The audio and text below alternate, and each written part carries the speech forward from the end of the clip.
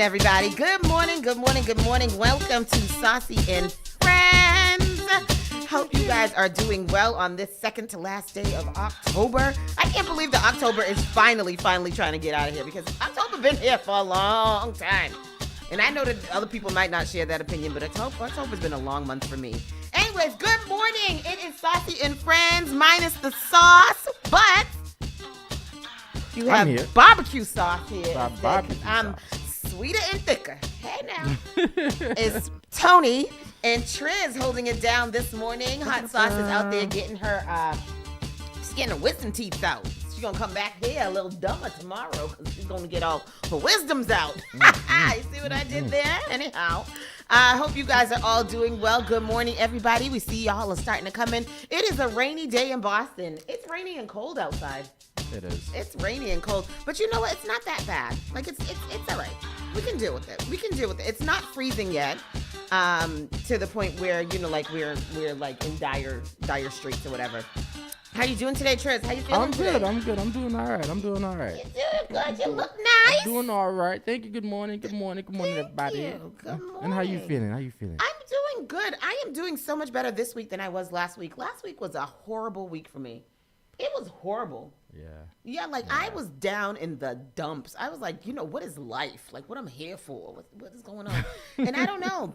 You know, something sparked and turned around. You see what I said? You see what I did there? I see. And I'm feeling a lot better. We've got a great show ahead for you today. We've got some news. You know, the news is newsing. I tried to keep it a little not so heavy, things that we can laugh about. Because, you know, these days it's important to keep laughter and comedy in your life. We've got to find the joy in the little things, because life is tough right now, and it's only going to get a little tougher. So, But we're going to do this. That's right. Anyhow, we've got a great show ahead for you. Like I said, Rockland Trust is going to come in, and they're going to talk to us about business fraud. And that's something that a lot of us need to know about, especially in the times that are coming, because people's not going to be getting their snaps. There's going to be a lot of shiesty shit happening. And civil unrest happening, so you got to be able to know what's going on so that you can keep yourself safe, keep your business safe, and keep on going through these tough times that we're about to be facing. But like we said, we've got a full show for you, so we're going to go ahead and get started. We had a little bit of technical difficulties, so we got started a little bit late, but we're going to go ahead and get things started. This is Saucy and Friends. And morning. You're listening to Saucy and Friends in the morning with Miss Hot Sauce, Miss Tony, and Rockstone Triz. You're listening to Spark FM online.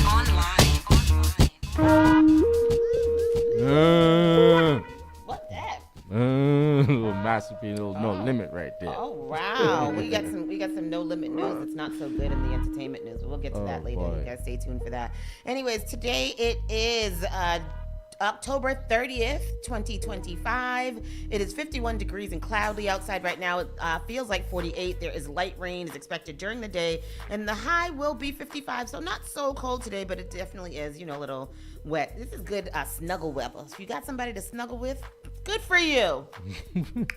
Anyway, round the way news. A woman that was killed in Roxbury is remembered for her energy, her humor, and her caring nature.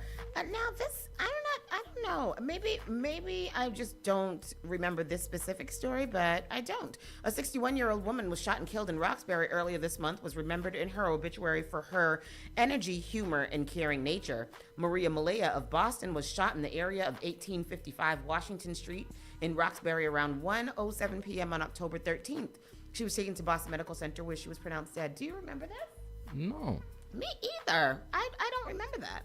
Malia grew up in Lynn, attending and later graduating from Lynn Classical High School before receiving a nursing degree from North Shore Community College. She worked as a school nurse at Callahan Elementary School in Lynn and as a registered nurse at the Visiting Nurses Association, New England Home of the Deaf, and at Union Hospital.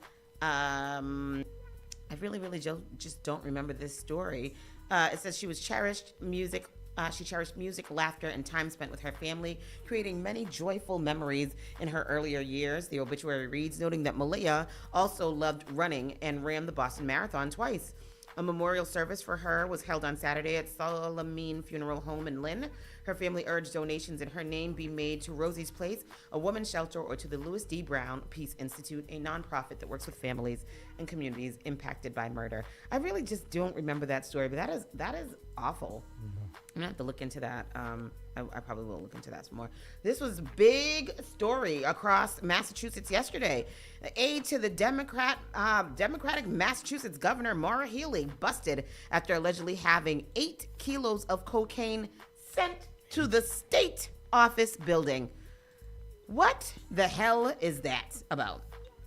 That is just wild. That is just wild. A staffer for Democratic Massachusetts Governor Maura Healey was hit with drug trafficking charges after authorities intercepted 8 kilograms of cocaine being delivered to a state office building. Lamar Cook, who has served as deputy director of Healey's Western Massachusetts office since 2023, was charged with trafficking over 200 grams of cocaine, unlawful possession of a firearm, and unlawful possession of ammunition related to the bus, Hampton County District Attorney Anthony Golini announced on Wednesday. Here's the story. Stunning detail in these allegations. The district attorney's office says that they believe Lamar Cook had suspected cocaine shipped to his state office building here in Springfield. State investigators say they intercepted 8 kilograms of suspected cocaine on Saturday at 436 Street, the Springfield State Office building where Lamar Cook was employed. Investigators executed a search warrant of Cook's former office within the building on Monday. This was part of a larger investigation of multiple packages of suspected cocaine delivered to locations in Western Massachusetts. Cook is 45 years old. He's seen here on Springfield Community TV while he was running for a city council seat in 2022. He was named the governor's deputy director of Western Massachusetts in 2023. In that role, he served as a liaison to residents in the western part of the Commonwealth. He faces 4 charges now: cocaine trafficking, more than 200 grams, unlawful possession of a firearm and ammunition, and the unlawful operation of a motor vehicle. He's been fired from his position with the Healey administration. A statement from her office this morning reads, quote, "The governor's office has been made aware of the arrest of an employee, Lamar Cook. The conduct that occurred here is unacceptable and represents a major breach of the public trust. Mr. Cook has been terminated from his position effective immediately. This criminal investigation is ongoing, and our administration will work with law enforcement to assist them in their work." Cook was arrested yesterday, and we are now awaiting his arraignment here at Springfield District Court. We're live in Springfield. Jennifer Egan, WCVB News Center 5. That's wild. Yeah. That is wild. Delivered to the state house. I was reading the story about it. They said that they were doing like a sting. So throughout the month of October, he had several deliveries made. Wow. And a lot of the deliveries were made to some hotel in Amherst. And then he had this one package that went to, because the college has a hotel. Yeah. And he was like running it or something. I don't know. He was involved with that hotel somehow. That is a damn mess. Like we got to do better. I just feel like in light of, what all the other controversies that are going on within the city or whatever like that, like when would you clean up your act and not do that anymore? You know what I mean? Like, oh, well, maybe I should stop doing this foolishness. But again, I guess you just get addicted to doing bad things. Yeah, you get addicted to the money too. And to the money. Because what I think that we calculated last night, and the street value of what he did. We did the same.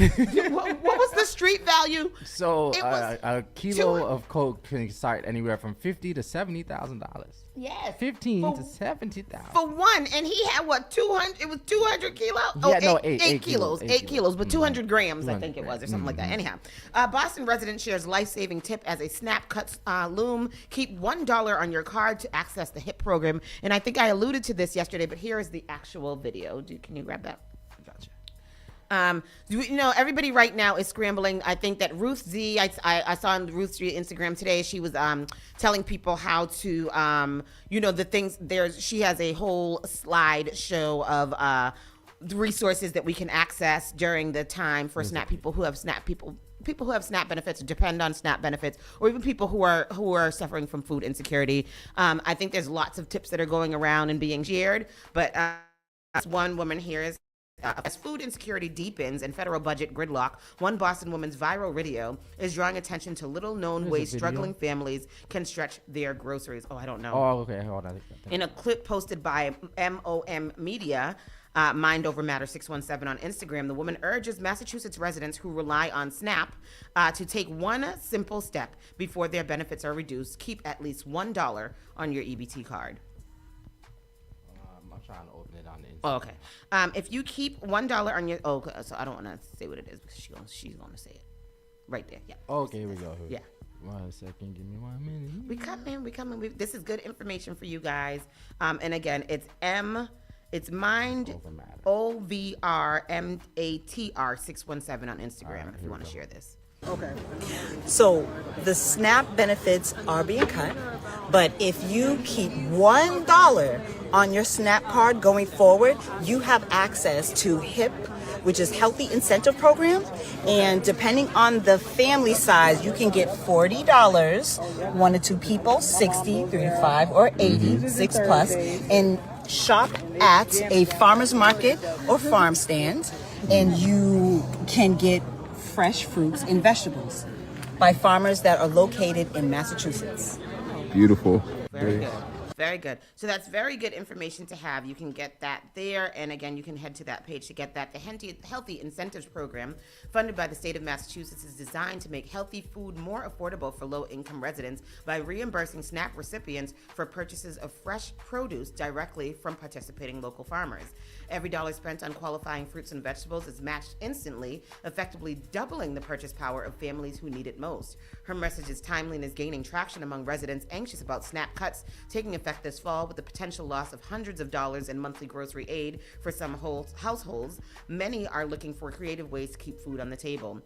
Local advocates have praised grassroots awareness efforts like this one, noting that HIP remains one of the most underutilized public benefit programs in the state. Many eligible families either don't know it exists or don't know how to activate it, a knowledge gap that viral posts like this help to fill. Massachusetts has long been seen as a leader in connecting local agriculture with public assistance. According to the Massachusetts Department of Transitional Assistance, more than 100 farmers markets and farm stands statewide participate in HIP, offering everything from apples and kale to eggs and honey. As the video continues to circulate, it's serving not just as a guide, but as a reminder of the power of community information sharing, especially in times of uncertainty, which is what we strive to do here at Spark FM. For those seeking to locate HIP participating vendors or check eligibility, officials recommend using mass.gov/HIP for detailed instructions. So we're going to be sharing as many tips as we can with everybody during this time because we're all going to go through this together. 2 arrested in Mattapan shooting. So, 2 men have been arrested in connection with a September shooting in Mattapan that left 1 person injured. Deshaun Grayson, 26 of Boston, was arrested at about 1:52 p.m. on Tuesday in the area of 354 East 8th Street by officers assigned to the Youth Violence Strike Force.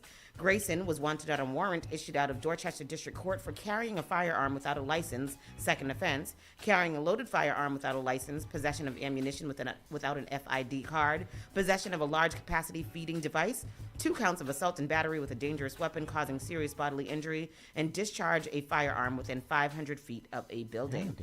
Damn. He's expected to be arraigned in South Boston District Court. Tyrese Tennyson Young. I know that Tennyson. That Tennyson is a very familiar name. 26 of Dorchester was arrested around 10:15 on October 7th in the area of 1062 Washington Street, Dorchester, by officers assigned to the Youth Violence Task Force. Tennyson Young was wanted on a warrant issued out of Dorchester Court for carrying a firearm without a license, second offense, carrying a load, I think all the same charges. He was arraigned in Dorchester District Court. Officers assigned to District B3 responded to the area of 37 Temple Street on or at about 10:53 p.m. on September 22nd for a report of a person shot. The victim was transported to a local hospital with non-life-threatening injuries, so that an arrest has been made. What else do we have here? Sorry. State House leaders said they won't use rainy day fund to keep the SNAP benefits flowing, and that should have been right after the other story. So we were talking about that yesterday. We said how, Massachusetts has this rainy day fund that they could use. They're saying that they're not going to use it. Top Massachusetts House Democrats made clear that they do not plan to turn to Massachusetts Rainy Day Fund to bail out federal food assistance benefits that are set to run out of cash this week because of the federal government shutdown. Massachusetts has roughly $8.6 billion reserve account. $8.6 billion reserve account elected officials can turn to in the times of crisis.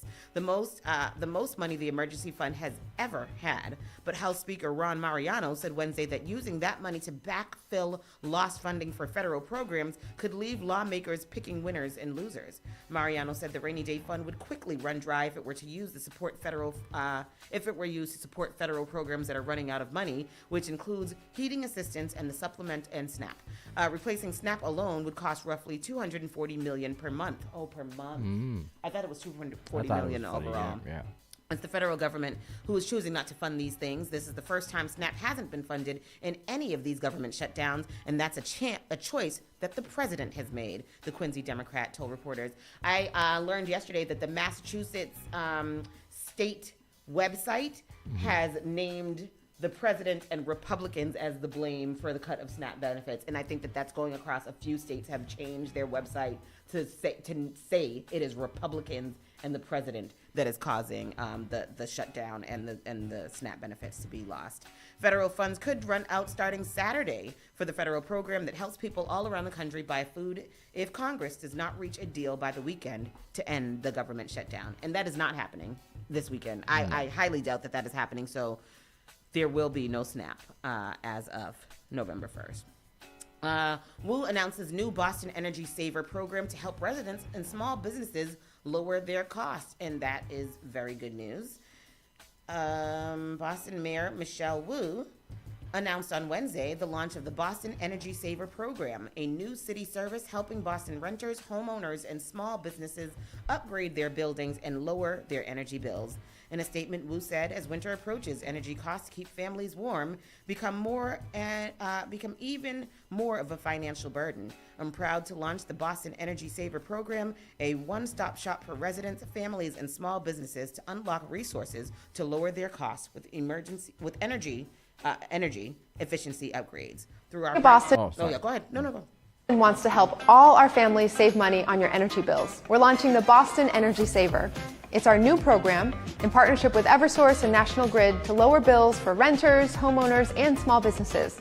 Just go to boston.gov/save for a free consultation, and we'll connect you with utility discounts, weatherization upgrades like insulation and ceiling, mass save supports, energy assessments, solar panels, and so much more. Everyone should be able to afford the energy they need to heat their home, cook dinner, take a warm shower, and take care of your family. A lot of energy-saving upgrades have historically been out of reach for low-income families, but the Boston Energy Saver program is for everyone. Go check it out. This winter... Wow, very nice. Very nice. That's very nice. I don't know if this is the same thing that she just said here, but Massachusetts regulators slash Eversource's winter rate increase and saving customers millions. I think that's probably along the same thing along the lines. And then we have two little kind of WTF kind of story. Well, one WTF story, so we'll save that for the end. Jaylen Brown. Jaylen Brown has been in the headlines a lot lately, and apparently it's because of his headline or hairline. Jaylen Brown makes an announcement after being caught with a fake hairline. Jaylen Brown is no longer running for the Bald Reaper. The Boston Celtics star Brown made an announcement to his social media pages on Tuesday. Brown revealed that he would finally be embracing the bald look and shaving his head live on Twitch. Oh, man. Indeed, Brown made good on his promise during the live stream, enlisting a barber to shave his head on the air. Brown also noted on Twitch that he blamed Boston-related stress for his early hair loss. And Boston-related stress? Boston-related stress. Hold on. Here we go. We should be. That's a big head for that man to have bald. Oh, man. Brother. And he's so young. All right, here we go. The civil rights afro for a minute. I blame Boston. Not the whole The thing. liberation afro for a minute. No, Boston got 10 years of stress. He did, right? The Frederick joint. Frederick. 10 years of stress. The media, the championship. Tatum. Y'all caused this. This Right, y'all where's the fault. natural remedies at? Everybody got the oils. I blame Boston. So, still only 29 years old, Brown accidentally let the cat out of the bag during a recent game against the New York Knicks. While attempting to create space to get his shot off, Brown inadvertently rubbed his head against the jersey of Knicks forward OG Anunoby. A noticeable black smudge then appeared on the white jersey, revealing that Brown had used a fake spray-on hairline product. You can see the video of that surreal moment right here. The former NBA Finals MVP Brown, who is averaging 26.0 points per game so far this season, doesn't have anything to be ashamed about, though, now that he has decided to go with the bald look. Plenty of prominent men have entered into a new era of style and self-confidence once they finally embrace the shaved head, including one of Brown's own teammates on the Celtics. The post. So anyhow, that's what that says. Do we see the? I don't see what's the other one. It says right there, blue. Oh, right yep, here. Okay, here. okay. So this is where he rubs his head on the You don't have jersey video, of the it's other just a guy. picture. Here, Oh, right here we go. Okay, let's go. Damn, what a time we live in. They got 29-year-olds. they got what do you call it? Hairspray. Hairspray for men. Nah, when you have I can't even think of the name right now. Me either. I don't know. Let's what watch it. Oh, you see? Did you see him Play do? it back.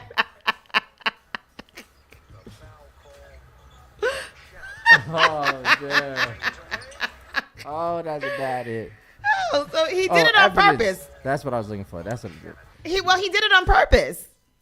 Oh, he did it on purpose. Yeah, he did it on purpose. Anyhow, that's that. And then this is our WTF local news. First date gone wrong. A Massachusetts man robs a bank during a first date and forces the woman to be the getaway What? driver. Talking about. What are you talking What is about? happening? So according to police, Christopher Castillo, 33, had met the unnamed woman on a dating app and agreed to go out for their first in-person meeting. What started as a casual outing quickly spiraled into chaos. While riding as a passenger in her car, Castillo allegedly asked the woman to pull over near a Massachusetts bank. Moments later, he ran inside and within minutes sprinted back out carrying a gun. Hey, JJ. What is going on here? The whole carrying a gun. No, it went away. In our car. Up. All these things popped up. Oh yeah. So panicked. Can we take that down? Passenger.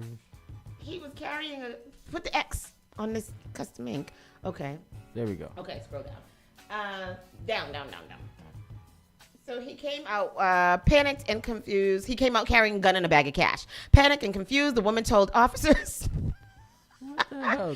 Anyways, he robbed the bank, made her play getaway driver. She had no idea what was going on when Castillo jumped into the passenger seat, yelling at her to drive. Instead, she froze and tried to flee the scene, but police were already closing in. She was initially detained, but later cleared of any wrongdoing. After investigation confirmed she had no prior knowledge of the robbery. Castillo, however, was arrested and charged with armed robbery, eventually sentenced to prison. Can you imagine that? Talk about a horrible first date. We always hear about people giving horrible first date stories. That is the worst I have ever heard of. That's crazy. That's rough. We're right against the top of the hour. We're going to take a quick commercial break. Come back. We're going to be talking to these wonderful ladies from Rockland Trust who will be in here telling us about how to prevent business fraud and protect our businesses throughout the rest of the year, especially with the holiday season coming up. So this is Saucy and Friends in the Morning. Quick commercial break. We'll be right back. Grab a snack. Meet us right back. Saucy and Friends. You're listening to Saucy and Friends in the Morning with Miss Hot Sauce, Miss Tony, and Rockstone Triz. Local radio. The spark of New England, Spark FM. Bringing the heat back to the airwaves. Don't let biased algorithms or degree screens or exclusive professional networks or stereotypes. Don't let anything keep you from discovering the half of the workforce who are stars. Workers skilled through alternative routes rather than a bachelor's degree. It's time to tear the paper ceiling and see the stars beyond it. Find out how you can make stars part of your talent strategy at tearthepaperceiling.org. Brought to you by Opportunity at Work and the Ad Council. Hey everybody, Ruthie Louisiane here, president of the Boston City Council and at-large city councilor. It's round 2 of voting. Thank you to everybody who voted in September. Now we gotta do it again on November 4th, and I need everybody to come out and vote. If you care about affordable housing, if you care about our schools, if you care about safety and clean streets, vote for me, Ruthie Louisiane. For proven leadership, for a daughter of this city who grew up in Mattapan Park, who became a lawyer and is giving everything she's got to the people of her city. Make sure you get out and vote on Tuesday, November 4th. I'd be honored to have your vote. I'm Ruthie Louisiane, and I approve this message. Finally Home is a must-read, step-by-step guide that will equip any first-time homebuyer with the knowledge they need to confidently make informed decisions. This book provides answers in simple and clear terms to most, if not all, of the questions you may have about credit, home ownership, and generational wealth. Finally Home equips the reader with the confidence to be engaged with the home buying process without feeling vulnerable or exploited. Tailor-made Real Estate Easy is not just a catchy hashtag. It is real estate agent and radio personality Taylor Andre's goal. A goal to simplify one of the most challenging processes you will go through as an adult. A goal to educate you properly on credit and teach you the strategies to finding the home of your dream. It is not just a good book or an easy read. It is the secret to a seamless home buying experience.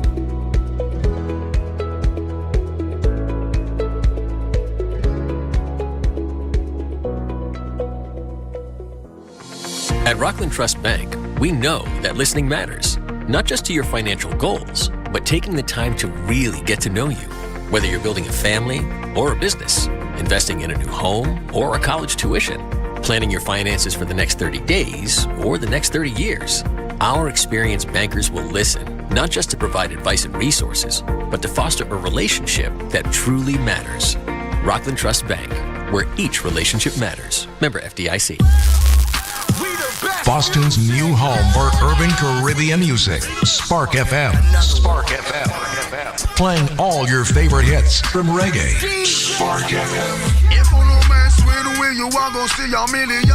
We got it gon' go long just like the Amazon. Spark FM. I know that life is not easy. No say we are for win. Walk with the camera like Jesus. Soca. Hip hop. Yeah, we on and we going crazy. R&B. You could do damage. You could do damage. Afrobeats and much more. Spark FM. Spark FM.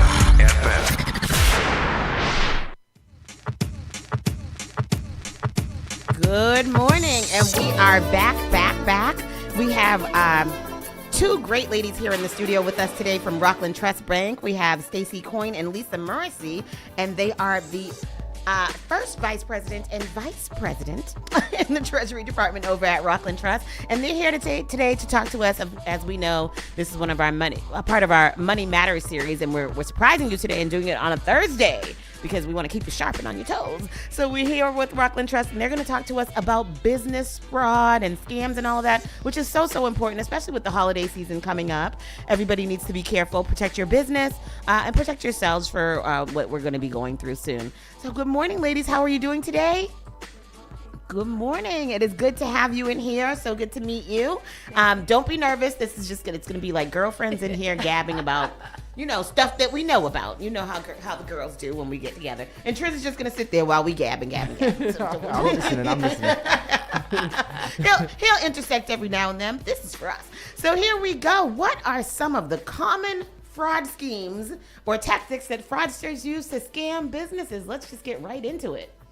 Well, I'm going to say probably old school check fraud, right, Check Lisa? fraud. I mean, Yep. Really? It's crazy. What they're doing now is they're stealing checks. They're taking copies. They're, really, going old school, which is interesting, right? Yeah. Because back in the day, that's what we saw, right? A lot of check fraud, and we're still seeing it. It's still number one. I'm surprised by that, though, because we don't usually see people using checks that much anymore. But in business, they use checks a lot, Yes. right? So we see those big blocks that people have. Yeah. So what do they? How do they do it? So a lot of people, will say to them, try to be careful what mailbox you're using and where you're putting a check in the mail.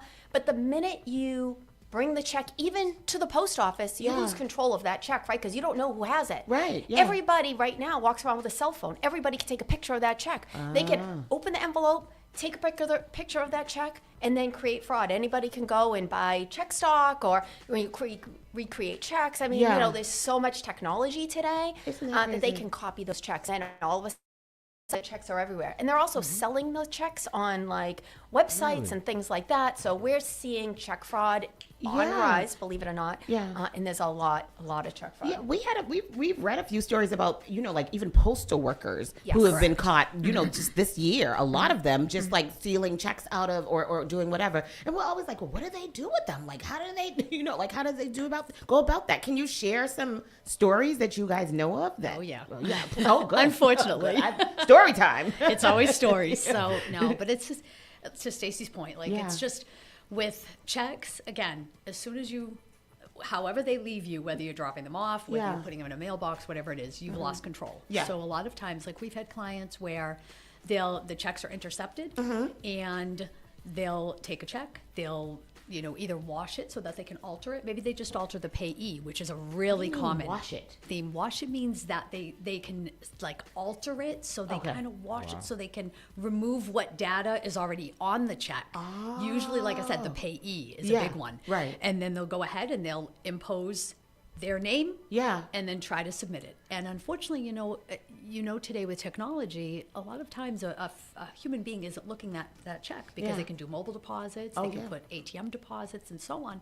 So they try to just let it kind of slip through the cracks. Wow. And unfortunately, if you have something like that happen, a lot of times the business isn't going to know until whoever the intended payee is calling them up looking for their money a few weeks later. Yeah. And then when they go to look at the checks, they'll see that, oh my gosh, it was altered and counterfeited and negotiated. So so it's frustrating again, because I think check fraud, it's amazing, but it is still very prevalent. And aside from check fraud, like what other things are you seeing, or is that the major one? No, the other thing we see a lot of, again, unfortunately, is change in instructions. Okay. So when you're going to be sending a payment, whether it's a wire typically or maybe an ACH, what happens is you're going to receive instructions from that payee. They're going to give their banking details so that they can go ahead and submit the payment. Well, what happens is that a lot of times, and we've had this happen to many people, is if you don't verbally confirm those payment instructions, a lot of times they're taking it via email. Okay. Well, what happens is that emails can be intercepted as well. So then all of a sudden a fraudster could be looking behind the scenes so that they can maybe interject themselves in some way, shape, or form when you're talking about payment instructions. And then they may say, well, wait a minute, can you do me a favor? We've changed banks, so we're going to have you send the payment here. So it happens a lot with attorneys. Wow. Because attorneys are wiring funds all the time. And if you think about it, a dollar amount of client funds that attorneys handle is typically much, many more zeros. So unfortunately, like I said, and if they don't realize that they've been duped into sending money to the wrong place, in most cases with a wire, something to that effect, it's immediate, so it's gone. So when people are taking these checks and stealing them, trying to deposit them into like personal accounts, because I know when I do like a mobile deposit, it says like the max is $5,000 a day. So how are these people able to do that with these huge amounts? Are they actually going into the banks and trying to cash these business checks? Like, how does that happen? Anything that they can do. Wow. Yep. That is unbelievable. That's crazy. Is there a payment method for businesses that is more secure that could eliminate that? And is there any like blocks or anything that the technology, if you're doing a mobile deposit, would be able to notice that this is not, because I know it takes like 2 days too. So they it's like 2 days we have to wait to check the checkout or whatever. But is there any way, what's a more secure way to do this? So if you're going to use checks, that's fine, right? You just want to make sure you have protections in place when you send that check out. And we have, most banks have a service called Positive Pay. And what that does is protects against check fraud. And it also protects against any incoming ACH debits, someone trying to debit your account, right? And how it works is basically you approve those checks or you pre-approve those checks. So basically you can upload a file with the payee name, the check amount, the date, and then the system will match it up for you. So it really helps protect those checks when they come in. Okay. So if you have a business and you're writing checks, definitely highly recommend going to your bank. All banks offer this service. And it's called what? It's called Positive Pay. Positive Pay. Yeah, Okay. yeah. Okay. And then it also protects against ACH debits, meaning anybody that has your routing number and your account number can go and pay a bill online, right? Because they're not verifying who it's coming from. Right. So it will protect against that as well. So basically it'll block ACH transactions and allow the business owner to approve those transactions as they come in and validate them. Okay. They can also create rules and things like that, but at least it helps protect anything coming out of your account. And these are for businesses, right? Right. So this is really a tool for businesses, for check fraud. For check. Yeah, and ACH. Check and Yeah. ACH fraud. Yeah. Now, I know I've seen a lot of businesses interact with each other financial-wise using like the Square app. Is that is that safe? So Square is basically a merchant service provider, Okay. and what that does is it allows someone to use a credit card to make a payment or an ACH to make a payment. Okay. And yes, those are safe as long as, again, you know who you're doing business with. And Right. that's one of the things that we talk about is always know who you're doing business with Number one. and who you're sending funds to, because that's Right. important, right? Okay. And validate Yeah. who you're sending funds to, Yeah. because that's so important. Right. Are there any preventative tools or controls that the bank recommends leveraging to prevent fraud before it happens? So I think, so Stacey just talked about Positive Pay, which is definitely definitely an ideal solution. But also, it's just bring it back to basics. Check your account. You can't just look at your account monthly, or even weekly. I mean, you should be checking your account daily. Just scrubbing through, verifying transactions, because again, it's.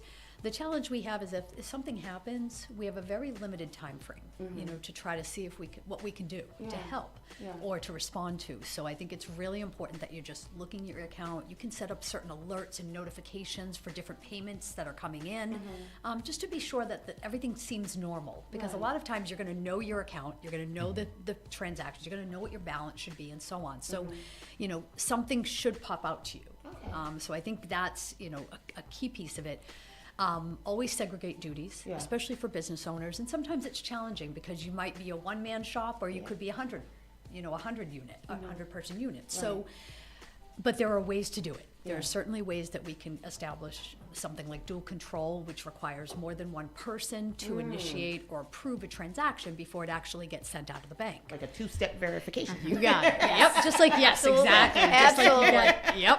Just like you get, that type of verification to even log into your online banking. Yeah. In most cases, we do that dual factor authentication so that we know that, you're the correct user that's logging in. So, very simple steps, but again, constantly reconciling your account. If you notice something's off, report it. Yeah. And then that's what businesses should do. What do you do if you suspect that you've been, frauded as a business? You definitely want to notify your bank immediately. And of course, it depends on the type of fraud. Yeah. I think, and that's sometimes what we struggle with is because, again, we don't know, if you've had any sort of compromise. Is it your email that was compromised? Is it your account that was compromised? Did you have a fraudulent item presented? So everything's a little bit different how we can respond to it, but I think the biggest thing is making sure you're, again, notifying your bank, notifying possibly your IT, because if it's something to do with your email, which everybody relies on email, but again, that's where typically we see the compromises occur. Because if someone sent something to you again and it was fraud and you've clicked on something, we don't know if at that point you're compromised. Right. And then you try to log into your online banking and someone could be looking behind the scenes to maybe grab your credentials. Right. So and they that kind can of log falls in into the as lines you. of like identity theft as well. Absolutely. Right? Absolutely. We see a lot of that. So, Really? Oh yeah. Wow, that's so crazy. And then what are recovery options for businesses that after they have been frauded, if they've already, gone through those steps and then it happens? What are the recovery options? Well, we recommend report as soon as possible, Yeah, right? yeah. Because the quicker you can report to the bank, the quicker we can help with that recovery, right? Because we have to reach out to where the money went. Yeah. And hope that the money's still there, right? Because that's the biggest problem, right? How quickly can you report it? Is the money still going to be there? So we always recommend that report it to the bank immediately, contact your police, contact the FBI. A lot of times we'll have you contact the FBI, especially if it's, electronic fraud. The FBI wants to be involved, the local police want to be involved, because you don't know where that fraud is coming from. Could be coming from down the street, it could be coming from, across the country, right? You don't know. So we want to get them involved.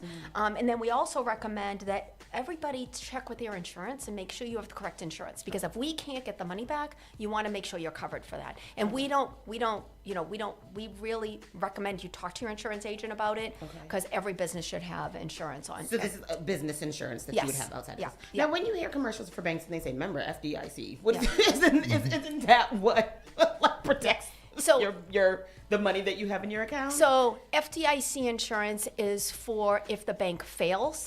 It doesn't protect against fraud. So keep that in mind. Yes. So that's why you need to have these tools in place. And that's why you want to make sure that you're protecting your accounts and you're doing everything you can to make sure that your accounts are protected. Wow.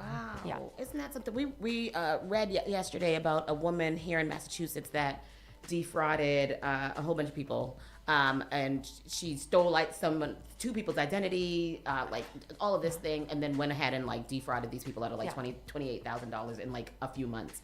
And we're like, how do these people do these things? So we're always talking fraud here because it's in the news all the time. You ladies are here talking about it because it's definitely a problem. Are there any final tips that you guys or takeaways that you ladies, want to share with us about how to protect your business from being fraud and fraud? I think it's one of the things that we find is so important is training. Training. You need to train your team. Because unfortunately, a lot of times we'll find that if you're in a financial position, whether you're maybe the CFO or the controller, they'll tend to know what to look for and what to be suspicious for. But your HR team may not. Or the people that are creating the billings or your sales officers may not be aware. And fraudsters know this, so they're going to target the weak, unfortunately. And unfortunately, and that's where, I'll give you an example. We see a lot of payroll fraud. So your HR typically will run your payroll. So if a employee changes their direct deposit information, so they'll get a notification that they assume is from the employee, letting them know, I've changed banks, here's the new account information.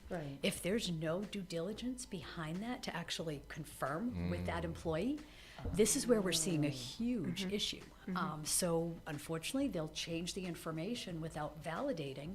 And so the next thing you know, your poor employee is looking for their pay at the end of the week and finding out that, their information was changed without them knowing. So that's a big one that's come up a lot. And unfortunately, like I said, it's if you're not teaching the people in HR that, you need to be suspicious of everything, unfortunately. Double check everything. Absolutely, because people can appreciate that, and businesses appreciate that, because at the end of the day, you don't want to be that person that's saying, "Oh my gosh, I changed it and I didn't verify it." At the end, so it's. Is it when you look at business fraud? Do you get a lot of foreign activity? Do you see that more so in foreign activity or not? I work. My full-time job is working. I'm a finance specialist, and deal with rather large amounts of money at times. And I don't deal with the money directly. Everybody just know that I don't deal with the money directly. So, but it's a lot of foreign fees that we get in, and then sometimes it's a conversion or whatever. And I know just from what we do here in the news that we read, people can take that and mess it up in the transaction, and then the fraudsters are in there in the conversion. So do you see a lot of foreign activity that is easier to? I don't think we've seen a lot of it. A lot of the fraud that we see is again the check fraud. Someone trying to get you to change your payment instructions through email. And what's happening a lot lately, believe it or not, is someone calling you and telling you they're from the bank, and you have a transaction that you need to either verify or stop. And then what they're doing is they're asking the person to give them a code over the phone. Now, we will never, ever ask you to provide a code. Because remember, when you log into anything, you get that code on your phone, right? So what the fraudster is doing is trying to figure out if they can give me the code, I can log into their online banking because you just gave me the passcode to log in. So we tell our customers, if someone calls you and is asking you about a transaction or anything like that, hang up the phone and call someone that you know at the bank, right? Call your bank directly because they're spoofing our phone number. They're saying they're calling from Rockland Trust, and it's not just Rockland Trust. All banks, this is happening. We work with a lot of different businesses and a lot of different people that we know. The fraudsters are trying to convince customers to give them information, and then they log into their online banking and try to create transactions, right? And I've seen that because I get emails all the time like, all you need to do is verify this and we'll deposit your $5,000. And I'm like, oh, wait a minute. This is what I say. If you get an email or a call or anything and you're worried about your account, log in and look at it. You can see what's going on. And I do, right? Or call the bank directly and ask them to check your account. And I've seen a lot of banks and things saying, like, we will never ask for this or we will never ask for that. So, wow. Thank you both for coming in here today. You have definitely helped out a lot of things. I learned a lot in here today. Our comment section is going crazy. Somebody's asked. So if you have $3 million, keep all my money in one account. Oh, no, don't do that. FDIC only covers $250,000. I'm just getting through the things. If someone suggests that they only use checks, don't accept their business. Like a Discover card or American Express, many businesses don't have it because of their expensive fees. Okay. Oh, that's interesting. So yeah, people were very active in the comment section. I was so enthralled in our conversation that I didn't even great. But thank you so much for coming in. I'm sure that you gave lots of tips. We have lots of business owners who tune in with us. And of course, if you guys need more information, you can find these lovely ladies at Rockland Trust. And how can they get in touch with you? If you don't mind sharing some information? Yep. So they can. The best thing to do would be to probably email us. Is that the best way? So I'm Stacy, STACEY.Coyne. Yes. COYNE. What a great name for a banker. At RocklandTrust.com. And it's Lisa, that's easy, LISA, and then .Morrissey, and it's MORRISSEY at RocklandTrust.com. Thank you so much for coming in and sharing these great tips with us. We really appreciate having you guys come in, you ladies, excuse me, That's come in. Absolutely. And so thank you, and we really appreciate that. We're going to wrap up this segment. Got a few bills to pay, and we're going to take some quick pictures with these lovely ladies from Rockland Trust. Thank you guys for tuning in. This is Saucy and Friends in the Morning, SparkFMOnline.com. You're listening to Saucy and Friends in the Morning with Miss Hot Sauce, Miss Tony, and Rockstone Triz. Your #1 local radio. The Spark of New England, Spark FM. Bringing the heat back to the airwaves.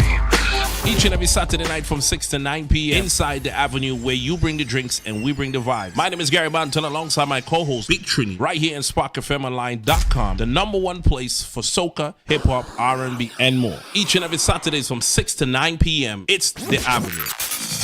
Hey everybody, Ruthie Louis-Jean here, President of the Boston City Council and at-large City Councilor. It's round 2 of voting. Thank you to everybody who voted in September. Now we gotta do it again. On November 4th, and I need everybody to come out and vote. If you care about affordable housing, if you care about our schools, if you care about safety and clean streets, vote for me, Ruthie Louis-Jean. Vote for proven leadership. Vote for a daughter of this city who grew up in Mattapan and Hyde Park, who became a lawyer and is giving everything she's got to the people of her city. Make sure you get out and vote on Tuesday, November 4th. I'd be honored to have your vote. I'm Ruthie Louis-Jean, and I approve this message. Advertise your business, brand, or music on Spark FM. Contact us at SparkFMOnline.com for more information.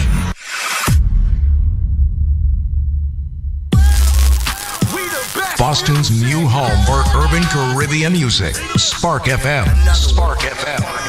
Playing all your favorite hits from reggae. Spark FM. If you no mess with the way you are gonna see a million. We got the Congo long just like the Amazon. Spark FM. I know that life is not easy. No say we are for win. Walk with the camera like Jesus. Soca. Hip hop. Yeah, we on and we going crazy. R&B. You could do damage. You could do damage. Afrobeats and much more. Spark FM. Spark FM.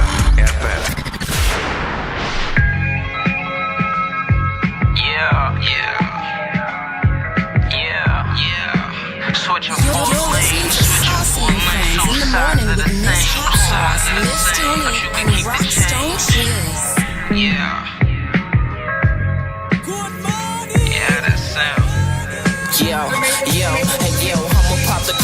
bottle and get lifted when the clip hold. 30 the pole hit different. I'm a guard shooting from the logo like Lillard. I'm a star trying to have all my bros in position. Reputation excellence, this big steppish. Fly street in a list. When it come to the town, who gon' represent? When it come to the town, who gon' rep it like this? Near not. I remember when the pack land, we touched at a damn dollar until we clear product out. Flossy, but I'm still good with all the raw. This is Boston, no crabs in my barrel. Cause I can't go heavy on the grand. I shoot your mans that'll cost me some bands. I'm a boss, only talk when I can't suit fitted like Fashion Week. So I showed up late fashionably. Shorties greet me by your majesty and give me numbers. I'm only getting old, feeling younger. I hit 2 times the ass scratches. You can't lash your air backwards. I'm from a main street, we stop traffic. Every time she see Avis orgasms. I'ma cut the seal on the pack and let the aroma breathe. LA wrist or runs 30 plus on the potency. Spent the OKC KD to get the rollie. 35 but it's worth 50 soon as I hold it. I appreciate, never depreciate. Don't make me deviate, alleviate. Pull a high sleep with the secret safe. I'm missing details in my verses to mislead the cops. You missing details in your verses, never seen a block. You never been in it for real, you just dream a lot. I seen a lot, if my eyes could talk they wouldn't speak a lot. I'ma just live by the code, I can't shake it. Loyalty for I got to pay what I never break it. Make a flip and move to Jamaica to stretch the paper. I'm never coming back, America full of haters. Wearing proud American cups in all flavors. And I'm retired not from doing favors. I know I'm the greatest, sometimes you gotta prove it yourself. Like having shooters, sometimes you gotta do it yourself. Acting like you got it, homie, you just fooling yourself. Playing invincible, knowing that's not good for your health. You see the team, double up your bets on the chip. I pick them and roll, they love me like Kevin in his...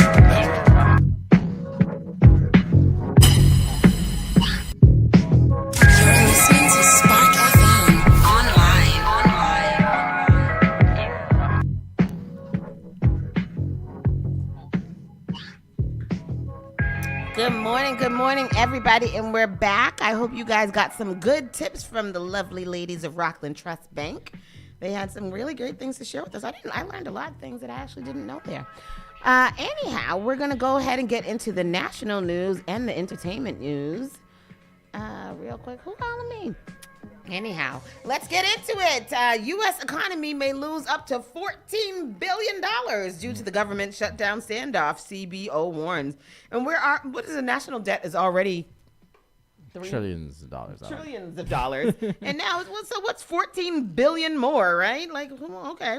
The shutdown will have temporary negative impacts on the economy. The nonpartisan Congressional Budget Office says. The U.S. economy could lose up to $14 billion due to the ongoing government shutdown, a new analysis said on Wednesday. The nonpartisan Congressional Budget Office, or CBO, released new projections that show the shutdown is likely to have a temporary negative impact on the U.S. economy, though gross domestic product, GDP, adjusted to remove the effect of inflation is expected to take a modest permanent hit. It is day 29 of the government shutdown, with Democrats and Republicans appearing no closer to a deal on ending the standoff than when it began on October 1st. House Budget Committee Chairman Joey Ardington of Texas asked the CBO for an analysis earlier this month of how the shutdown will impact the U.S. economy. The office sent Arrington an initial response on October 17th, which said the government shutdown will have negative effects on the economy, although many of those effects will be temporary. The effects will increase with a longer shutdown, the analysis said. The most recent analysis took at least 3 scenarios: a 4-week shutdown ending October 29th, a 6-week shutdown ending November 12th, and an 8-week shutdown ending on November 26th. So $14 billion. What does that mean for us? Nothing, because I'm already broke. DHS warns of the unprecedented violence as death threats against ICE officers soars 8,000%. 8,000%. I'm laughing because that's an uncomfortable laugh, because that sounds crazy. U.S. Immigration and Customs Enforcement officers are facing a surge in death threats and violent attacks as the carry out of the Trump administration's crackdown on illegal immigration. Statistics released by the Department of Homeland Security on Wednesday show that ICE officers are experiencing an 8,000% increase in death threats targeting ICE officers. You think? Yeah. Assistant DHS Secretary Tricia McLaughlin said the threats come as officers risk their lives every day to remove the worst of the worst. I don't know. I had to pause there because what the hell? From bounties placed on their heads for their murders, threats to their families, stalking and doxing online, our officers are experiencing an unprecedented level of violence, she said in part. McLaughlin also said sanctuary politicians have contributed to the surge through their repeated vilification and demonization tactics, including gross comparisons to the Nazi Gestapo. She said that this violence against law enforcement must end. Here we go. Hold back, hold back. Showing daily violent attacks against federal agents. Fighting with the people over a bicycle. Yeah, man, that's only gonna happen. It's only gonna increase more. Yeah, it is gonna only increase more. That is crazy. Bovine O can't control his gas. I don't know what that means. So anyhow, that's what's going on. How do you people feel about that? Tell us in the comments how you feel about that. Because I mean, what are we supposed to do? What's that? A cactus? Love Jones, Boston? I don't know where that is. What she put there. This is hard to do. 2 federal prosecutors have been placed on leave after describing the January 6th attack as a mob of rioters in a court document. So they placed them on leave for saying that. What is really happening in the world? 2 federal prosecutors in Washington, D.C. are placed on leave after describing the January 6, 2021 attack on the U.S. Capitol as stemming from a mob of rioters in a sentencing memo Tuesday, according to a person familiar with the matter. The 2 prosecutors, Carlos Valdivia and Samuel White, were notified of their suspension hours after they submitted a sentencing request for Taylor Tarantino, the person said. Trump pardoned Tarantino for charges related to his participation in January 6th, but the Washington man still faces gun charges stemming from his arrest in the summer of 2023 when he was detained nearby President Barack Obama's Washington, D.C. home. When describing Tarantino's history, prosecutors wrote that on January 6, 2021, thousands of people comprising a mob of rioters attacked the U.S. Capitol while a joint session of Congress met to certify the results of the 2020 presidential election.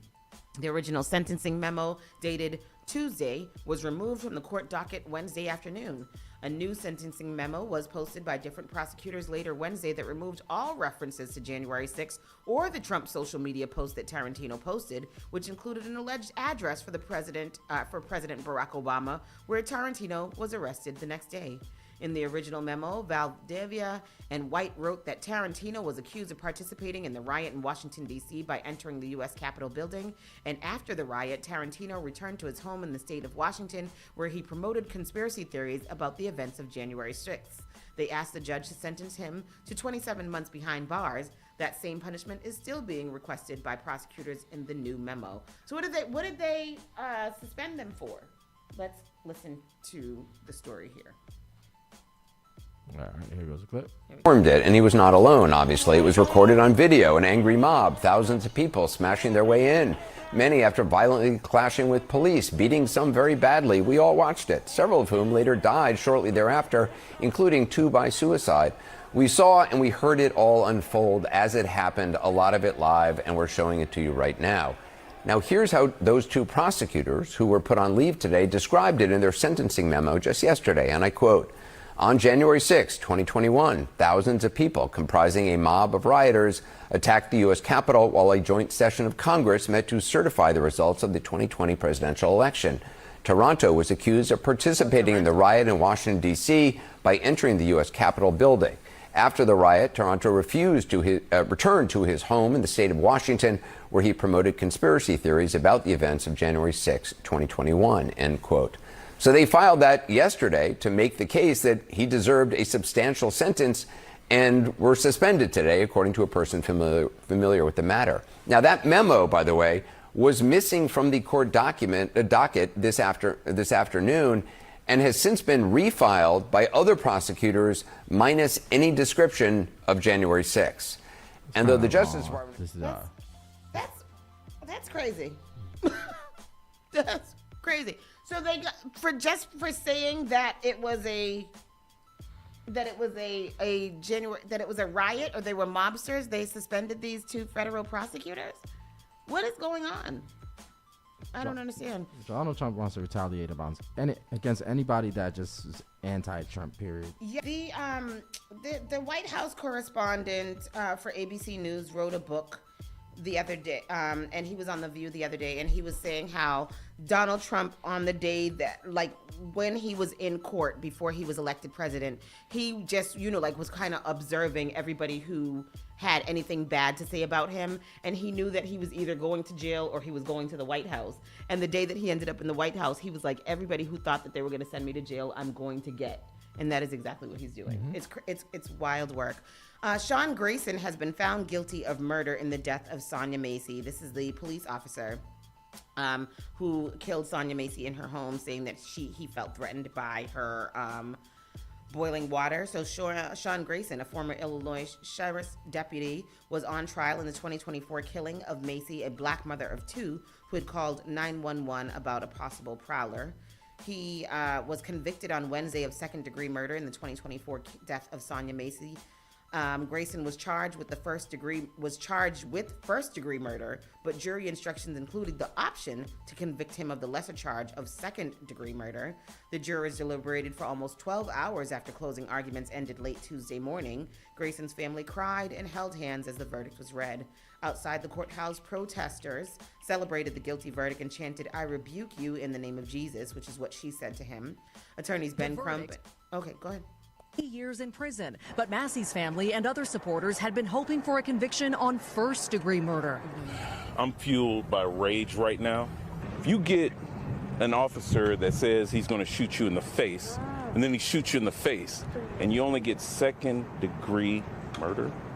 Grayson stoic as the verdict was read. The jury ultimately finding Grayson shot Massey in her kitchen last year and that his claim of needing to use deadly force was unreasonable. This after Grayson testified he perceived Massey's behavior as a threat. The Springfield mother of 2 had called 911 about a possible prowler picking up a pot of boiling water and saying... Prosecutors arguing Grayson could have left Massey's home after she ducked behind her counter and apologized. Tonight, Massey's father angry, but hopeful Grayson will receive the maximum sentence. Because he showed no remorse. He was so cocky throughout this whole trial. You felt like he was cocky? Oh, yeah. Until today. Until he was convicted. Yeah. That knocked the smirk off. And Maggie, we heard it right there. The Massey family furious. They didn't get that first-degree murder conviction. And this was a result of a late move by the defense. Explain. Yeah, Tom, that's right. Right before closing arguments, the defense introducing that option of second-degree murder, perhaps to spare Grayson the possible life sentence that could have come with a first-degree murder conviction. Tonight, Grayson's attorney's not commenting. He's set to be sentenced in January. Tom. We thank you for watching. Thank God. Yeah, but still, if he gets second degree, like, what's the longest that he will be in there? He needs to be in there for a long time. I agree. We'll see, but like they said, they hope that he is sentenced to the maximum sentence. So, and I hope so too. Hurricane Melissa live updates: at least 30 people are dead as the storm heads to Bermuda now.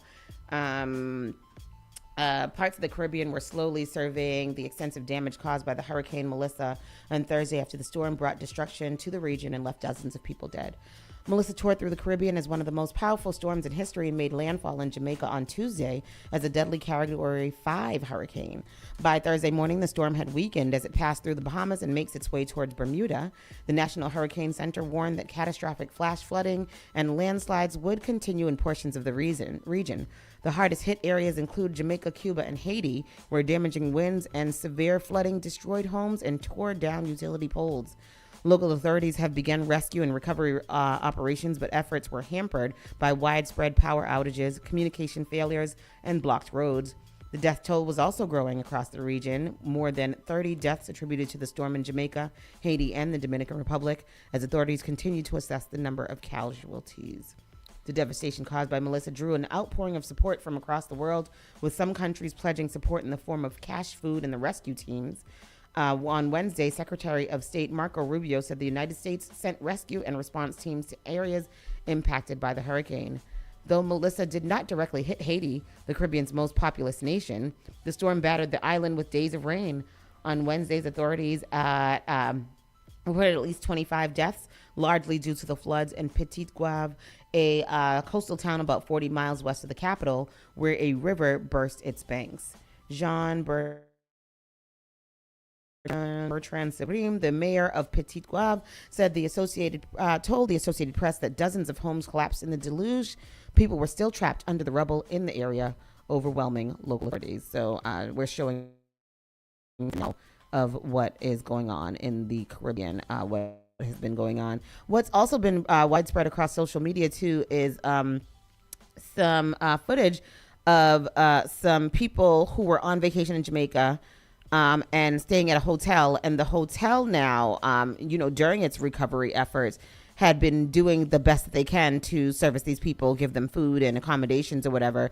And the people were there complaining about the fact that they were getting bagged lunches or bagged food. This is what you're serving us, the people who are paying to stay in your hotel. Was that real? Yeah, it's real. It was real. It was people who were like complaining about that. And it was just like the most crazy thing that I've ever seen. The hotels are doing the best they can. These are people who actually have to live there as opposed to people who are on vacation there. I did hear that some of the hotels are still charging people. They've reduced the prices because of whatever, but they are still charging people, and they have to. Like, they have to recover from a storm that just hit where they live. So I don't understand, but that is those things have been circulating a lot. Tourists complaining about hotel staff and so on. Let's listen to some. Yeah. And to everybody complaining about the resort workers in Jamaica not being very friendly right now, during a hurricane, stage 5, those people deserve to go home to their families. Those people deserve to seek refuge. Well, that's just one person. Yeah. There was, but she's right. I agree with what she said. So it's a little crazy. We will be informing you of whatever efforts we know of to help with what has happened in the Caribbean, because it's a few places now. I got to get in touch with my girl in Bermuda too, see how they're doing there. A woman says that she was I'm gonna wait on that one. Jewelry stolen in an NYC heist by thieves dressed in construction gear. Yeah. A group of at least 3 men dressed as construction workers broke into a New York home and stole jewelry worth $3.2 million in a safe, the NYPD has announced. The burglary happened at 2:20 p.m. on October 16, 3 days before thieves used similar tactics to steal the French crown jewels from Paris Louvre Museum in another daytime heist. The men forcibly opened the back door of a home near 160th Street and 84th Street in 84th Drive in the Jamaica Hills neighborhood of Queens. The NYPD said in a statement from its Crime Stopper account on X. Go ahead. Let's see. And hard hats are everywhere. The vests are designed to make the wearer stand out, but robbers use them to do the exact opposite, blend in. And police fear that following the Louvre Museum robbery, copycat criminals will use the tactic more and more. Like the gang in Paris, these guys go unnoticed as they approach the home of a wealthy New York City jeweler. As they break in, an accomplice backs their getaway car into the driveway. Minutes later, the robbers climb into the back seat with $3.2 million in jewelry and gold in their backpacks. They're hiding in plain sight. That's really what they're doing. Is no one's going to challenge you if you're wearing a vest because you think they're there for a purpose. And this is the terrifying moment armed robbers wearing neon vests ransacked a jewelry store in Manhattan as a sales clerk cowers in the corner. And these two guys attract no attention as they stroll into a hotel in Tampa. 60 seconds later, they stroll out with an ATM. The tactic is also being used in home invasions. We sent Inside Edition safety expert Steve Carty into suburban homes posing as a utility worker. I'm with the Water Commission. I'm with the Water Commission. He could have been a robber, but homeowner after homeowner let him in. I think I know what I'm gonna be for Halloween. Did I say that? I didn't say that. I just don't even know. I don't even know what to say. And more crazy news, a woman says that she was struck by a duck while riding a roller coaster at SeaWorld. Struck by a duck. A woman in Florida is suing SeaWorld after she says a duck knocked her unconscious while she was riding a roller coaster at the company's theme park in Orlando. Hillary Martin, a resident of Orange County, Florida, claims a duck flew into the path of SeaWorld's Mako roller coaster while she was on the ride on March 24th, according to the lawsuit filed on Monday. The duck struck Martin in the face, causing loss of consciousness and personal injury, the lawsuit says. The lawsuit argues that SeaWorld failed to maintain the premises in a reasonably safe condition by negligently failing to correct a dangerous situation that the park either knew or should have known about. You think that SeaWorld could control the duck? Martin's attorney also said that the lawsuit that SeaWorld did not warn Martin about this potential risk before going on the ride. The coaster's high speed, its location over a body of water within the known territory of waterfowls in the area, and the ride's design, which could disorient waterfowls, therefore increasing the risk of collision, created a zone of danger for bird strikes, the lawsuit claims. The safety of our guests and employees is a top priority, and we take these situations seriously. We will not be commenting beyond that at this, as this is a pending litigation, SeaWorld said in a statement. Here goes a lady here. What would you do? Like, are you serious? That's. I guess you could sue anybody for anything now, right? Yeah, if you want to, I guess so. I don't know. Here it is. He was independent, a good son, and a good friend. No. The words of a heartbroken mother today. Oh, that's not it. That's not it. I don't know. Since the bird strike, the lawsuit says Martin, who was visiting the park as a business invitee, has suffered numerous permanent injuries, including pain and suffering of both a physical and mental nature, and the loss of ability to lead and enjoy a normal life. Stop it. She's seeking more than $50,000 in damages. That's what happened there. I'm just imagining this coaster and then just... That's not it. There you go. Yeah. Let me see. I'm just imagining this coaster and then just... This is quite the lawsuit. A guest who visited SeaWorld is suing the park for $50,000 after riding a roller coaster and getting hit by a duck. So this lady by the name of Hillary Martin rode Mako at SeaWorld, and I guess at some point in the ride there was a bird strike. This was on March 24th of this year. Keep in mind this incident was not listed in the quarterly injury report. What you think happened at the moment of impact? What did duck say? Quack. Aflac. Man, okay. 3 monkeys are on the loose following a Mississippi truck crash. Tulane denies ownership. I saw this the other day. 3 rhesus monkeys remain on the loose in eastern Mississippi on Wednesday, October 29th, after escaping from a truck that crashed while transporting them from Tulane University to New Orleans, a day earlier. Contrary to initial reports, the monkeys were not exposed to any infectious diseases. I think the thing said they had AIDS, COVID, herpes, and something else. The person that was driving the truck driver came out and said that, made them shoot 5 ducks. I mean, 5 monkeys. The Jasper County Sheriff's Department shared on Facebook that 1 monkey had escaped after the crash, but later updated the post after officials from Tulane were able to get inside the truck and get a correct count. Out of the 21 monkeys that were in the overturned vehicle, 13 have been recaptured, 5 are dead, and 3 are still missing, according to WBLT. WBLT. I can't eat a BLT right now. The October 29th statement from Tulane confirmed that the monkeys being transported were not owned by the university and that a team of animal care experts had been sent to the crash site. The non-human primates were not being transported by Tulane, not owned by Tulane, and not in Tulane's custody, the statement provided said. And do you So what was it? I don't know. Shortly after the crash on October 28th, the sheriff's officials alerted the public on social media that the monkeys were believed to carry hepatitis C, herpes, and COVID, based on the comments made by the driver of the truck transporting the monkeys.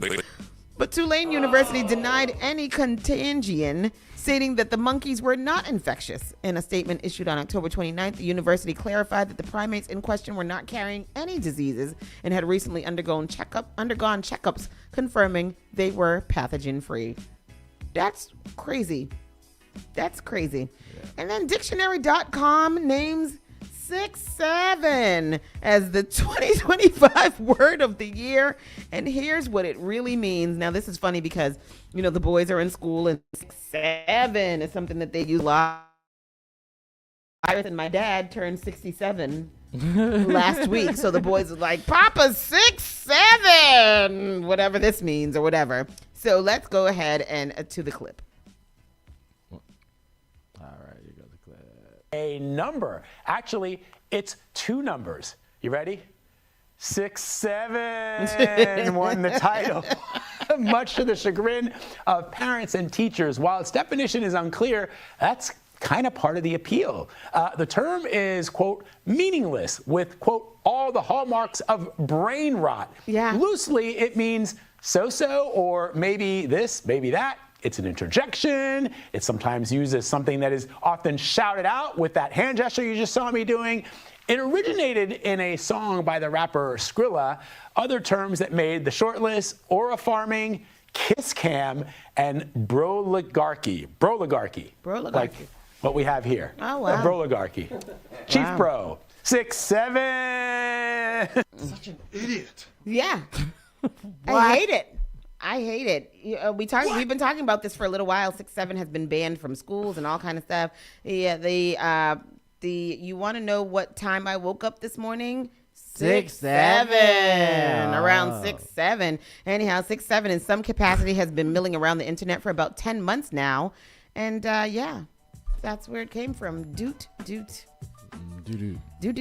That is the national news. We're going to take a quick break, and then we're going to come back, run through the entertainment news. We don't got too much of that, and then we will be out. Saucy and Friends in the Morning. Be right back. You're listening to Saucy and Friends in the Morning with Miss Hot Sauce, Miss Tony, and Rockstone Triz. Your number one local radio. The Spark of New England. Spark FM. Bringing the heat back to the airwaves. At Rockland Trust Bank, we know that listening matters, not just to your financial goals, but taking the time to really get to know you. Whether you're building a family or a business, investing in a new home or a college tuition, planning your finances for the next 30 days or the next 30 years, our experienced bankers will listen, not just to provide advice and resources, but to foster a relationship that truly matters. Rockland Trust Bank, where each relationship matters. Member FDIC. How serious is youth vaping? Irreversible lung damage serious. 1 in 10 kids vape serious, which warrants a serious conversation from a serious parental figure like yourself. Not the seriously know-it-all sports dad or the seriously smart podcaster. It requires a serious conversation that is best had by you. No, seriously, the best person to talk to your child about vaping is you.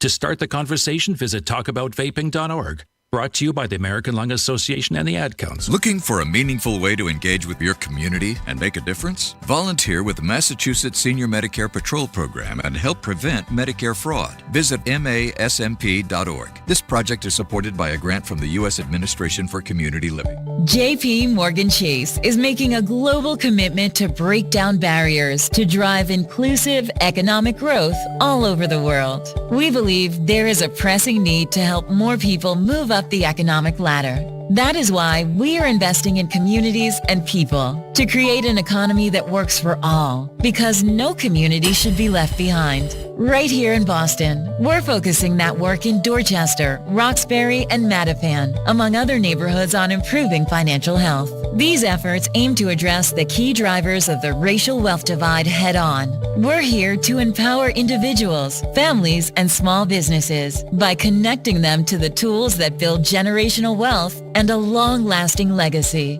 Chase is investing in Boston. Chase is investing in you.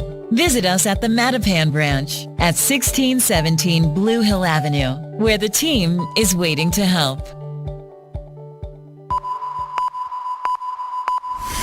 Spark FM. Some of them don't like me. Some of them just fight me. All of them could rock so. Spark FM. One girl every day. One girl every day. Say me name and me magically appear. Spark FM. Body better get her cause she out here looking fun. Better pop it because I'm out here popping mine. Don like this Don Julio gon' do the trick every time. Spark FM. So can you come pick up your clothes? I have them folded. Join us on Facebook and Instagram at sparkfmonline.com. Turn us up. All right, let's take a look.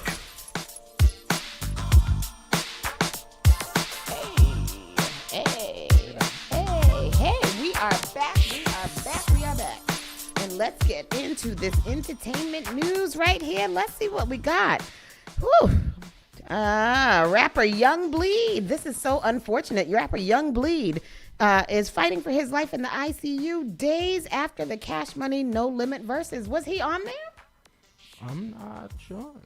Me either. Well, he must have been on there because he must have been on there. Master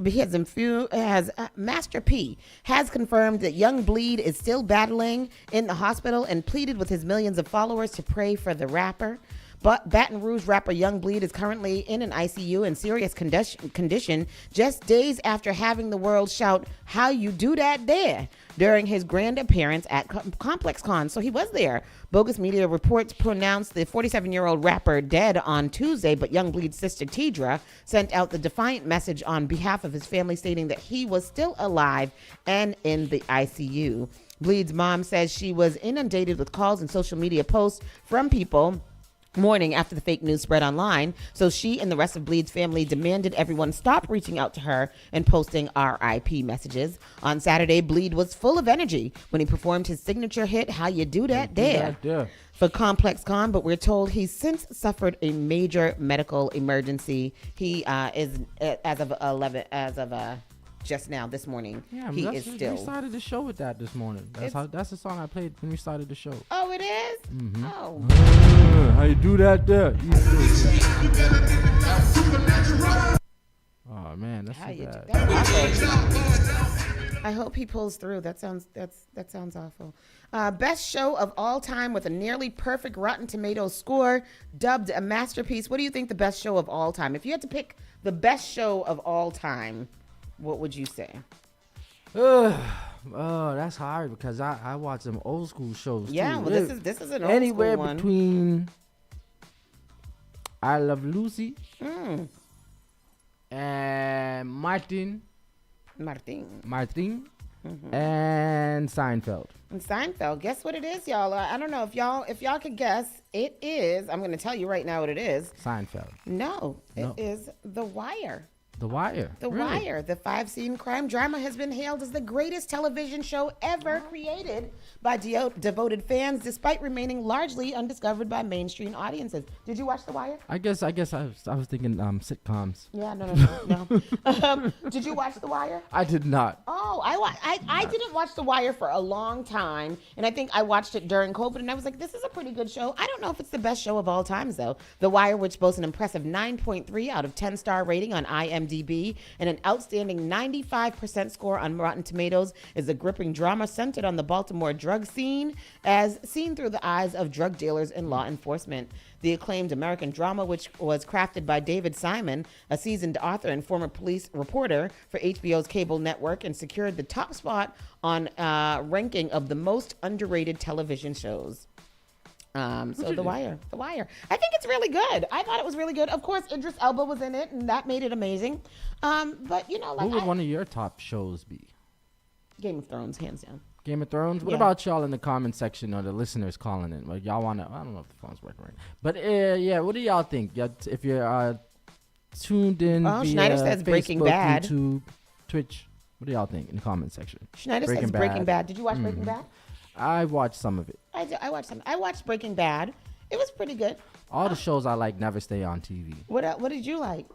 I don't know. I like odd, weird shows. You know, like I don't know. I like a lot of scary shows and stuff. I don't know. I think that, like, if we had to go with like a greatest show of all time, I think Law and Order SVU is amazing. I stopped watching it a long time ago because I just couldn't keep up. But I think that Law and Order SVU is just really, really such a Oh, really, but all really good the show. Law and Orders for me. Yeah. Thanks. BMF has been canceled at Stars after 4 seasons. Yeah. Yeah, that's well, good. we saw this coming because Did we? 50 said he wasn't gonna work with that kid. BMF's what's his name? Meech. Meech. Meech seems to be having a bad time right now. You know, he broke up with Summer Walker. She said something about him, and now some other girl is talking about him too. I don't know, all kinds of stuff. I don't get into that. What is now? Its final season premiered in June and concluded with its 10th episode, Dreams Deferred, on August 15th. While the but up a lot of the drama for the Flannery brothers. The cliff with Big Meech getting arrested by Detective Von Bryant. However, the series is based on the real-life Black Mafia family with founders Demetrius Big Meech T. Flannery, played by Da Vinci, at the center of the story, and their lives can be researched for further details on how their stories continued. Big Meech is played by his real-life son in BMF, so it has been canceled. And it's coming back for the 4th season? Or no? What is now its final season? Oh, it's done. Yeah, it's done. It's done. Oh, It's it's done. done. Yeah. Oh, it's done. He ain't messing with that family no more. Oh. 50 Cent. Jay-Z claims no rapper can face him in a versus, breaks the internet as fans name Kanye, Lil Wayne, Nas, and Eminem as challengers. What do you think about that? None of them. None of them. None of them. None of them. I mean, if anybody wanted to see, we would want to see Jay-Z on stage with Nas, but. Mm-hmm.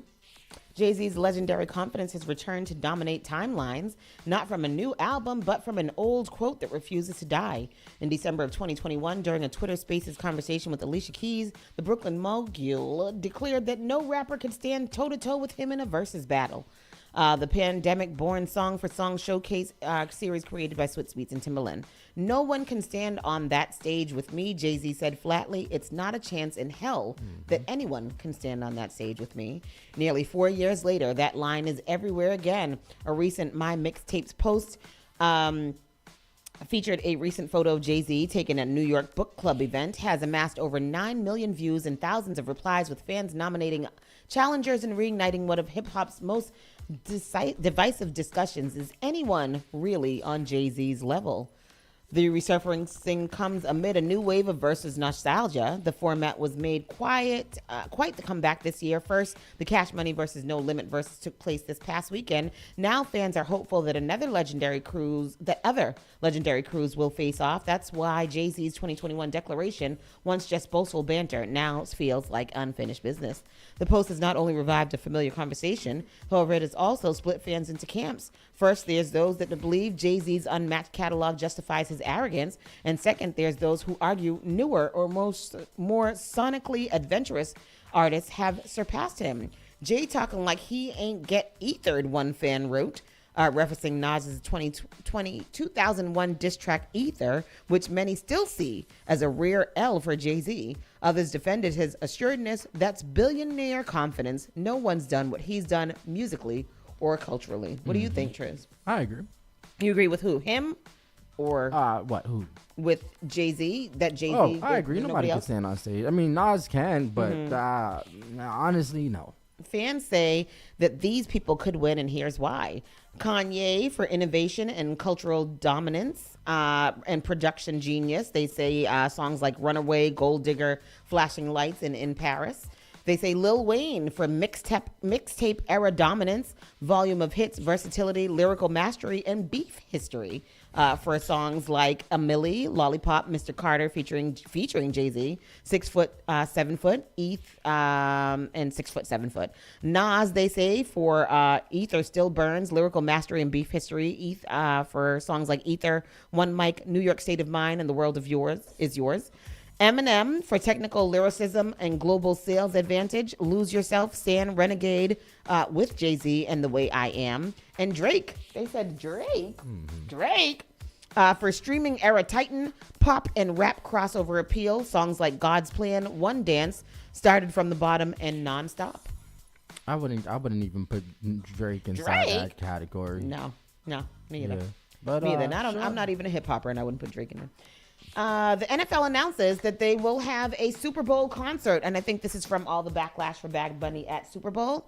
So the Super Bowl concert will feature Sting. I think Sting is on tour right now because I see that he's coming to Foxwoods soon. I think he's coming to Foxwoods on my birthday. I might go see him too now. Sting is taking over the Super Bowl weekend. The Every Breath You Take singer 74 will headline the Super Bowl 60 Studio 60 concert on February 6th, 2 days before the big game kicks off at Levi Stadium in Santa Clara, California with Bad Bunny. On Tuesday, on location, the NFL's hospitality provider announced the Super Bowl branded concert would be taking place at the Palace of Francisco, promising a weekend of unforgettable music entertainment at one of San Francisco's most iconic venues, with an opportunity to see artists up close and personal. Tickets start at $750 for Sting's show. They're whack for that. They could have left Bad Bunny by himself. That would have been lit. But Sting's my guy, though. I like Sting. Every day. I like that. And Fetty Wap's latest prison photo fuels demands for his release. Oh, Fetty Wap. Fetty Wap is scary to look at. Fetty Wap has been behind bars for over 3 years now, but fortunately, it doesn't look like he's letting his prison stay get him down. Recently, a new photo of the Trap Queen performer surfaced online, as shared by Double XL. It shows him looking unfazed as he poses alongside a few of his fellow inmates. The photo arrives as supporters continue to call for his freedom. Earlier this year, his loved ones even announced a petition for his release, also blessing fans with his track Forever. Hey, look good. Fetty Wap looked good in the prison. His freedom was taken, but not his voice, the message began. A raw, emotional track straight from Fetty Wap's heart. This isn't just music, it's his truth, his story, and his fight. The petition to help Fetty fight for a pardon and his freedom is now live. Let's bring our brother home. Fetty Wap pleaded guilty to a federal drug charge, conspiracy to distribute cocaine, back in 2023. He was later sentenced to 6 years behind bars, in addition to 5 years of post-release supervision. Prosecutors alleged that he was part of an organization responsible for distributing roughly 100 kilograms of substances across Long Island and New Jersey. And that is that. Fetty Wap shares a photo, and he looked good in the photo. I don't understand what they calling for his release for. I thought that they were saying that he looked horrible, but it looked pretty good to me. He all right. Yeah, he's fine. Right. He's fine. He's doing all right. And that is all that I have. Do you want me to read that? Which one? What you just pulled up. Oh, no, I'm just reading some stuff. Oh, okay. So that is that. That is us. That is Saucy and Friends this morning. Yeah, man. And Jay-Z should perform without Diddy. With Diddy. With Diddy. Mm-hmm. Oh, wow. That's interesting. Yeah, that ain't gonna happen. That's an interesting thought that you had there. Vibes Cartel against Jay-Z. Schneider, go take a nap. Go and take a nap. Everybody, thank you for tuning in. Thank you for staying with us today. Big send up healing prayers for Saucy. I'm about to go call her now, see if she's still under drug influence and if she will talk crazy to me, and I'll record it and play it for you guys tomorrow. Have a great day. Stay dry and, do the thing. All right. Bye-bye. You're listening to Saucy and Friends in the morning with Miss Hot Sauce, Miss Tony, and Rockstone Triz. Your #1 local radio. The Spark of New England, Spark FM. Bringing the heat back to the airwaves.